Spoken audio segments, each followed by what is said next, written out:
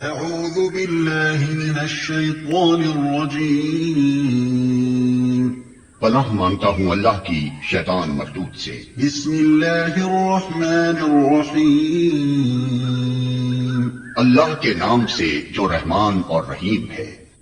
فاتحہ نام، اس کا نام الفاتحہ اس کے مضمون کی مناسبت سے ہے۔ فاتحہ اس چیز کو کہتے ہیں جس سے کسی مضمون یا کتاب یا کسی شے کا افتتاح ہو۔ دوسرے الفاظ میں یوں سمجھیے کہ یہ نام دیباچہ اور آغاز کلام کا اہم معنی ہے۔ زمانہ نزول، یہ نبوت محمدی کے بالکل ابتدائی زمانے کی صورت ہے، بلکہ معتبر روایات سے معلوم ہوتا ہے کہ سب سے پہلی مکمل صورت جو محمد صلی اللہ علیہ وسلم پر نازل ہوئی وہ یہی ہے۔ اس سے پہلے صرف متفرق آیات نازل ہوئی تھی جو سورہ علق، سورہ مزمل اور سورہ مدثر وغیرہ میں شامل ہیں۔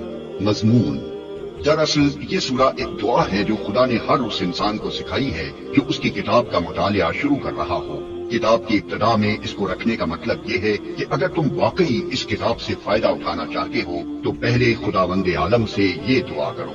انسان فطرتاً دعا اسی چیز کی کیا کرتا ہے جس کی طلب اور خواہش اس کے دل میں ہوتی ہے، اور اسی صورت میں کرتا ہے جبکہ اسے یہ احساس ہو کہ اس کی مطلوب چیز اس ہستی کے اختیار میں ہے جس سے وہ دعا کر رہا ہے۔ بس قرآن کی ابتدا میں اس دعا کی تعلیم دے کر گویا انسان کو یہ تلقین کی گئی ہے کہ وہ اس کتاب کو راہ راست کی جستجو کے لیے پڑھے، طالب حق کسی ذہنیت لے کر پڑھے اور یہ جان لے کہ علم کا سرچشمہ خداوند عالم ہے، اس لیے اسی سے رہنمائی کی درخواست کر کے پڑھنے کا آغاز کرے۔ اس مضمون کو سمجھ لینے کے بعد یہ بات خود واضح ہو جاتی ہے کہ قرآن اور سورہ فاتحہ کے درمیان حقیقی تعلق کتاب اور اس کے مقدمے کا سا نہیں بلکہ دعا اور جواب دعا کا سا ہے۔ سورہ فاتحہ ایک دعا ہے بندے کی جانب سے اور قرآن اس کا جواب ہے خدا کی جانب سے۔ بندہ دعا کرتا ہے کہ اے پروردگار میری رہنمائی کر، جواب میں پروردگار پورا قرآن اس کے سامنے رکھ دیتا ہے کہ یہ ہے وہ ہدایت اور رہنمائی جس کی درخواست تو نے مجھ سے کی ہے۔ بسم الله الرحمن الرحيم اللہ کے نام سے جو رحمان اور رحیم ہے۔ اسلام جو تہذیب انسان کو سکھاتا ہے اس کے قواعد میں سے قاعدہ یہ بھی ہے کہ وہ اپنے ہر کام کی ابتدا خدا کے نام سے کرے۔ اس قاعدے کی پابندی اگر شعور اور خلوص کے ساتھ کی جائے تو اس سے لازماً 3 فائدے حاصل ہوں گے۔ ایک یہ کہ آدمی بہت سے برے کاموں سے بچ جائے گا کیونکہ خدا کا نام لینے کی عادت اسے ہر کام شروع کرتے وقت یہ سوچنے پر مجبور کر دے گی کہ کیا واقعی میں اس کام پر خدا کا نام لینے میں مجانب ہوں۔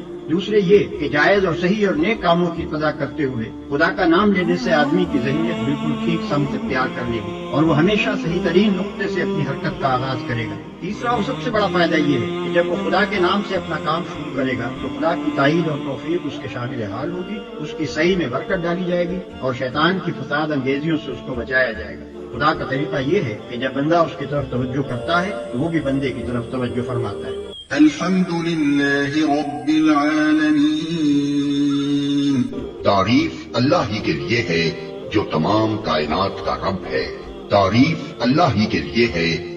جیسا کہ ہم دیباچے میں بیان کر چکے ہیں، سورہ فاتحہ اصل میں تو ایک دعا ہے، لیکن دعا کی ابتدا اس ہستی کی تعریف سے کی جا رہی ہے جس سے ہم دعا مانگنا چاہتے ہیں۔ یہ گویا اس امر کی تعلیم ہے کہ دعا جب مانگو تو مہذب طریقے سے مانگو۔ یہ کوئی تہذیب نہیں ہے کہ منہ کھولتے ہی جھٹ اپنا مطلب پیش کر دیا۔ تہذیب کا تقاضا یہ ہے کہ جس سے دعا کر رہے ہو پہلے اس کی خوبی کا، اس کے احسانات اور اس کے مرتبے کا اعتراف کرو۔ تعریف ہم جس کی بھی کرتے ہیں 2 وجوہ سے کیا کرتے ہیں۔ ایک یہ کہ وہ بجائے خود حسن و خوبی اور کمال رکھتا ہو، قطع نظر اس سے کہ ہم پر اس کے ان فضائل کا کیا اثر ہے۔ دوسرے یہ کہ وہ ہمارا محسن ہو اور ہم اعتراف نعمت کے جذبے سے سرشار ہو کر اس کی خوبیاں بیان کریں۔ اللہ تعالیٰ کی تعریف ان دونوں حیثیتوں سے ہے۔ یہ ہماری قدر شناسی کا تقاضا بھی ہے اور احسان شناسی کا بھی کہ ہم اس کی تعریف میں رد اللسان ہیں۔ اور بات صرف اتنی ہی نہیں ہے کہ تعریف اللہ کے لیے، بلکہ صحیح یہ ہے کہ تعریف اللہ ہی کے لیے ہے۔ یہ بات کہہ کر ایک بڑی حقیقت پر سے پردہ اٹھایا گیا ہے، اور وہ حقیقت ایسی ہے جس کی پہلی ہی ضرب سے مخلوق پرستی کی جڑ کٹ جاتی ہے۔ دنیا میں جہاں جس چیز اور جس شکل میں بھی کوئی حسن، کوئی خوبی، کوئی کمال ہے، اس کا سرچشمہ اللہ ہی کی ذات ہے۔ کسی انسان، کسی فرشتے، کسی دیوتا، کسی سیارے، غرض کسی مخلوق کا کمال بھی ذاتی نہیں ہے بلکہ اللہ کا عطیہ ہے۔ بس اگر کوئی اس کا مستحق ہے کہ ہم اس کے گرویدہ اور پرستار، احسان مند اور شکر گزار، نیاز مند اور خدمتگار بنے تو وہ خالق کمال ہے نہ کہ صاحب کمال ہے۔ جو تمام کائنات کا رب ہے۔ رب کا لفظ عربی زبان میں 3 معنوں میں بولا جاتا ہے۔ ایک مالک و رافع، 2 مربی پرورش کرنے والا، خبر گیری اور نگہبانی کرنے والا. 3 فرمانروا، حاکم، مدبر اور منتظم. اللہ تعالیٰ ان سب معنوں میں کائنات کا رب ہے. الرحمن الرحیم. رحمان اور رحیم ہے. انسان کا خاصہ ہے کہ جب کوئی چیز اس کی نگاہ میں بہت زیادہ ہوتی ہے تو وہ مبالغے کے صیغوں میں اس کو بیان کرتا ہے، اور اگر ایک مبالغے کا لفظ بول کر وہ محسوس کرتا ہے کہ اس شے کی فراوانی کا حق ادا نہیں ہوا تو پھر وہ اسی معنی کا ایک اور لفظ بولتا ہے تاکہ وہ کمی پوری ہو جائے جو اس کے نزدیک مبالغے میں رہ گئی. اللہ کی تعریف میں رحمان کا لفظ استعمال کرنے کے بعد پھر رحیم کا اضافہ کرنے میں بھی یہی نقطہ پوشیدہ ہے. رحمان عربی زبان میں بڑے مبالغے کا صیغہ ہے، لیکن خدا کی رحمت اور مہربانی اپنی مخلوق پر اتنی زیادہ ہے، اس قدر وسیع ہے، ایسی بے حد و حساب ہے کہ اس کے بیان میں بڑے سے بڑا مبالغے کا لفظ بول کر بھی جی نہیں بھرتا. اس لیے اس کی فراوانی کا حق ادا کرنے کے لیے پھر رحیم کا لفظ مزید استعمال کیا گیا. اس کی مثال ایسی ہے جیسے ہم کسی شخص کی فیاضی کے بیان میں سخی کا لفظ بول کر جب تشنگی محسوس کرتے ہیں تو اس پر داتا کا اضافہ کرتے ہیں. رنگ کی تعریف میں جب گورے کو کافی نہیں پاتے تو اس پر چٹے کا لفظ اور بڑھا دیتے ہیں. درازی قد کے ذکر میں جب لمبا کہنے سے تسلی نہیں ہوتی تو اس کے بعد ترنگا بھی کہتے ہیں. مالک یوم الدین. روز جزا کا مالک ہے. یعنی اس دن کا مالک جبکہ تمام اگلی پچھلی نسلوں کو جمع کر کے ان کے کارنامہ زندگی کا حساب لیا جائے گا اور ہر انسان کو اس کے عمل کا پورا صلہ یا بدلہ مل جائے گا. اللہ کی تعریف میں رحمان اور رحیم کہنے کے بعد مالک روز جزا کہنے سے یہ بات نکلتی ہے کہ وہ نرا مہربان ہی نہیں ہے بلکہ منصف بھی ہے، اور منصف بھی ایسا بااختیار منصف کہ آخری فیصلے کے روز وہی پورے اقتدار کا مالک ہوگا. نہ اس کی سزا میں کوئی مزاحم ہو سکے گا اور نہ جزا میں مانی. لہذا ہم اس کی ربوبیت اور رحمت کی بنا پر اس سے محبت ہی نہیں کرتے بلکہ اس کے انصاف کی بنا پر اس سے ڈرتے بھی ہیں اور یہ احساس بھی رکھتے ہیں کہ ہمارے انجام کی بھلائی اور برائی بالکل یا اسی کے اختیار میں ہے. إياك نعبد وإياك نستعين. ہم تیری ہی عبادت کرتے ہیں اور تجھی سے مدد مانگتے ہیں. ہم تیری ہی عبادت کرتے ہیں. عبادت کا لفظ بھی عربی زبان میں 3 معنوں میں استعمال ہوتا ہے. 1 پوجا اور پرستش، 2 طاعت اور فرمانبرداری، 3 بندگی اور غلامی. اس مقام پر تینوں معنی بیک وقت مراد ہیں، یعنی ہم تیرے پرستار بھی ہیں، مطیع فرمان بھی اور بندہ و غلام بھی. اور بات صرف اتنی ہی نہیں ہے کہ ہم تیرے ساتھ یہ تعلق رکھتے ہیں بلکہ واقعی حقیقت یہ ہے کہ ہمارا یہ تعلق صرف تیرے ہی ساتھ ہے. ان تینوں معنوں میں سے کسی معنی میں بھی کوئی دوسرا ہمارا معبود نہیں ہے. تجھی سے مدد مانگتے ہیں، یعنی تیرے ساتھ ہمارا تعلق محض عبادت ہی کا نہیں ہے بلکہ استعانت کا تعلق بھی ہم تیرے ہی ساتھ رکھتے ہیں. ہمیں معلوم ہے کہ ساری کائنات کا رب تو ہی ہے اور ساری طاقتیں تیرے ہی ہاتھ میں ہیں اور ساری نعمتوں کا تو ہی اکیلا مالک ہے. اس لیے ہم اپنی حاجتوں کی طلب میں تیری طرف ہی رجوع کرتے ہیں. تیرے ہی آگے ہمارا ہاتھ پھیلتا ہے اور تیری مدد ہی پر ہمارا اعتماد ہے. اسی بنا پر ہم اپنی یہ درخواست لے کر تیری خدمت میں حاضر ہو رہے ہیں. اهدنا الصراط المستقيم. ہمیں سیدھا راستہ دکھا.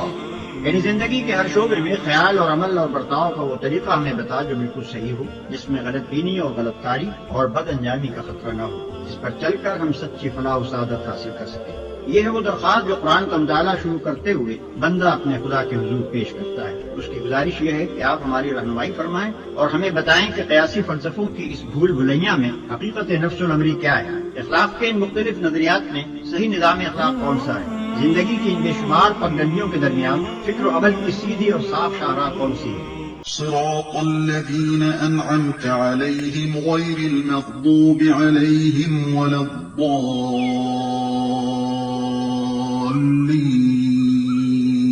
ان لوگوں کا راستہ جن پر تو نے انعام فرمایا، جو معدوب نہیں ہوئے، جو بھٹکے ہوئے نہیں ہیں. ان لوگوں کا راستہ جن پر تو نے انعام فرمایا. یہ اس سیدھے راستے کی تعریف ہے جس کا علم ہم اللہ تعالیٰ سے مانگ رہے ہیں، یعنی وہ راستہ جس پر ہمیشہ سے تیرے منظور نظر لوگ چلتے رہے ہیں. وہ بے خطا راستہ کہ قدیم ترین زمانے سے آج تک جو شخص اور جو گروہ بھی اس راہ پر چلا وہ تیرے انعامات کا مستحق ہوا اور تیری نعمتوں سے مالا مال ہو کر رہا. جو معدوب نہیں ہوئے، جو بھٹکے ہوئے نہیں ہیں. یعنی انعام پانے والوں سے ہماری مراد وہ لوگ نہیں ہیں جو بظاہر عارضی طور پر تیری دنیاوی نعمتوں سے سرفراز تو ہوتے ہیں مگر دراصل وہ تیرے غضب کے مستحق ہوا کرتے ہیں اور اپنی فلاح و سعادت کی راہ گم کیے ہوئے ہوتے ہیں.